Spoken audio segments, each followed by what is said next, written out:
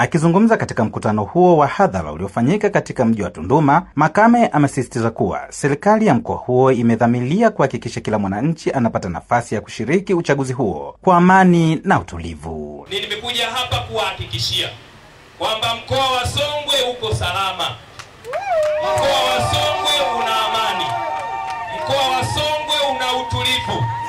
Na tumejipanga kupitia vyombo vyetu vya ulinzi na usalama kwa kushirikiana na wadau wote wa siasa kuhakikisha kwamba hali ya amani, hali ya utulivu vinaendelea kutamaraki wakati wa kuhesabu kura, lakini hali kadhalika wakati wa kutangaza matokeo na baada ya kutangaza matokeo. Nitumie fursa hii niwaombe sana wananchi wenzangu wa mkoa wa Songwe tuweze kujiandaa kushiriki kikamilifu.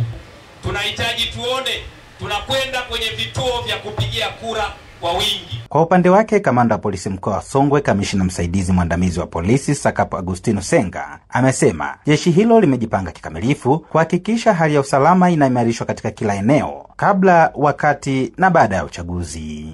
Niwahakikishie tumejipanga vizuri, tumejiandaa vizuri kuhakikisha kwamba zoezi hili muhimu linakwenda kwa amani na salama.